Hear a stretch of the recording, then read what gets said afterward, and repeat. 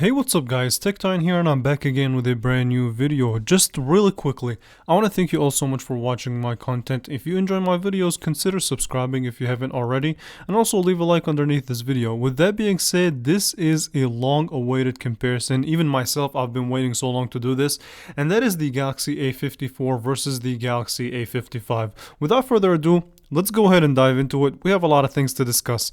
Beginning with the design itself, we're going to go ahead and start and talk a little bit about the A54 5G's design. So the Samsung Galaxy A54 has a glass back on the back, glass back in the front, but it does have plastic sides. So take that with a grain of salt, and the glass has this glossy reflective material that it does catch fingerprints, but in some colors it's less noticeable than other colors. On the back you also have a triple camera setup, which trust me, we will most definitely talk about later on in a video. As far as your port selection goes, there's not much there. So you do have the USB-C port at the bottom that does support up to 25 watt of wired charging, and there's no wireless charging or anything like that. You have a microphone as well as the bottom facing speaker, which we will also discuss later on in the video. As far as your button placement goes, on the right hand side you do have the power button and the volume up and down, which are also made out of plastic. This whole frame is made out of plastic, so keep that in mind. It does have this kind of subtle curve to it, but essentially that's the basic idea of the design behind the Galaxy A54 5G. So glass and plastic is the story, and it's the name of the game for this phone. However, things do take a change when talking about the Galaxy A55. So this is where we see a significant change as far as materials go. Maybe I'm sounding a little bit too dramatic, but that change does make a difference. So the Samsung Galaxy A55 does again use glass on both the front and the back, and it still is that glossy material, but in this white color it's barely noticeable. Where you'll kind of see the bigger changes are in the way this phone feels in the hand and the materials kind of that they used. So this phone does use metal instead of plastic sides, and it does have more of a squared off curve that in my opinion provides a better grip. So shaved metal on the kind of right hand side. As far as your I/O goes, you still get USB-C that also supports up to 25 watt of wire charging. Your bottom facing speaker as well as there, and we will get to listen to that later on in the video.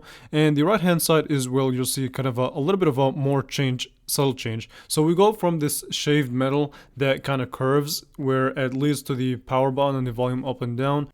And where the power and the volume up and down are, you kind of get this matte metal finish to it that kind of follows the curvature from the A54 that has plastic. But it's a subtle change that makes a difference, in my opinion. A very, very nice grip on the phone, and I have no problem clicking or having these and I have no problem with these buttons just because they're tactile and good to use and they don't sit flush. So that's thumbs up. Now if we put these phones side by side, then like I said, the biggest change that you'll notice visually would be the material choice and the way that these phones are different. So materials, A54 is plastic, A55 is metal, A55 is boxier, the A54 has a curvature to it that makes it a little bit more slippery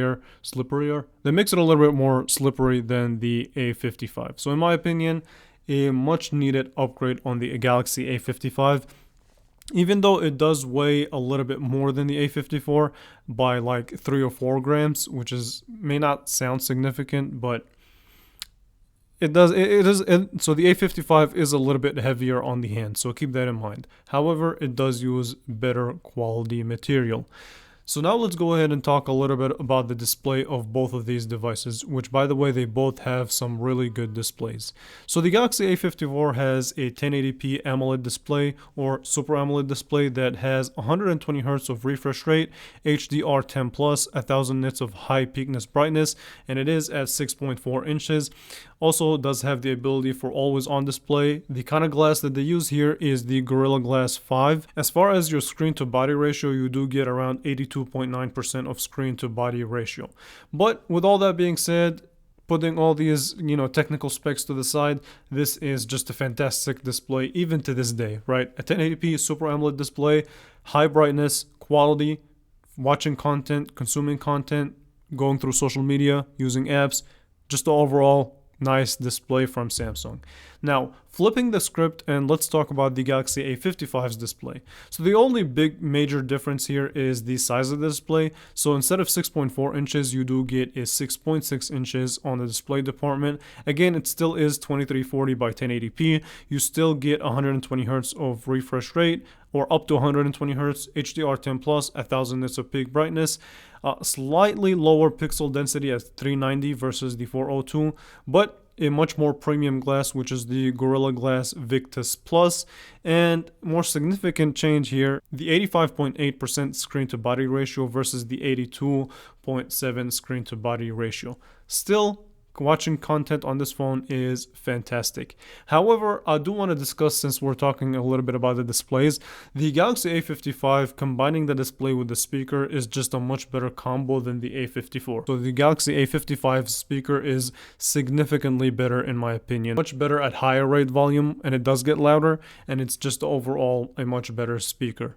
Now let's go ahead and switch the conversation and talk about something that's important, which is the camera system on both of these devices.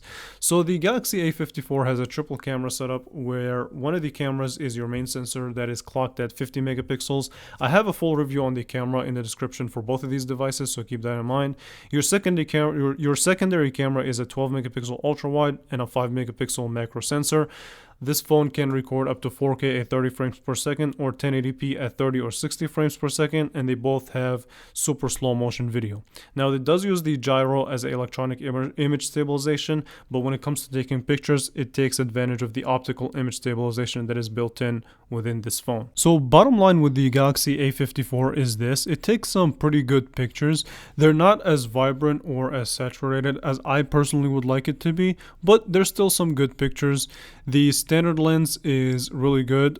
The wide angle lens, on the other hand, is on and off, so in decent lighting conditions it does fine. However, it is lesser quality. The video capability of the A54 is not something that I want to knock either. It's pretty good. It still lacks that vibrance, that saturation, that dynamic range that I look for when it comes to video, but that video capability again is not too shabby. The electronic image stabilization at 1080p is pretty decent, right? Focusing on here is okay as well, but here's the point that I want to get to, right? When it comes to this phone, it struggles quite a bit in autofocus, so the focus is hit or miss, especially for moving subjects. However, when it comes to still subjects, it does a good job. Now, between the A54's camera and the A55's camera, I think, and here's what I've observed, the Galaxy A55 has just a significantly better camera in my opinion, and you'll get to see it in a little bit. And it also shines in low light conditions. So the Galaxy A55 has similar specs. So it does have a 50 megapixel main sensor. It also has a wide angle sensor that is again a 12 megapixels and a 5 megapixel macro sensor. The A55 can also shoot 4K at 30 frames per second, 1080p at 30 or 60 frames per second, and you also have a front-facing camera that is also capable of shooting 4K video. Now, everything about the software is very similar between these two phones. I would say that the A55 is a little bit faster when transitioning between the main sensor to the wide angle sensor, but the pictures that come out of the A55 are much better looking, more vibrant. The bokeh effect is better. The focusing system is much improved than the previous generation, and the reason I'm going to spend a little bit more time talking about the A55's camera is because it's that much better. Like I said, the focusing system, the colors, the saturation, the dynamic range, all in all is just overly better. The biggest thing here is, well, two things. One, the focusing system is just really good at giving me the subject and blurring the background without having to use the portrait mode. Even when it comes to the kind of indoor photography, the standard sensor and the wide angle sensor, I would say that it still is, there's a decent loss in quality, but it's still better wide angle sensor than the previous generation. And you'll get to see that this phone is just much more capable when it comes to taking pictures. I would say it's much more versatile, right?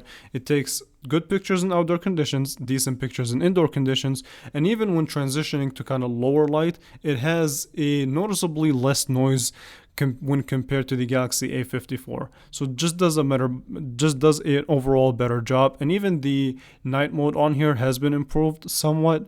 So when it comes to nighttime photography, it still is decent. Video capability, I would say, is much better as well. So you get more saturated pictures from the video quality, and I would say it's more usable towards your social media than the Galaxy A54 is.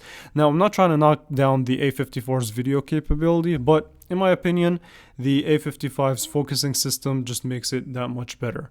Okay, so now I want to put these cameras side by side and just say this. Regardless of which phone you go to, the camera on the A54 is not bad. It's just not as good as the A55.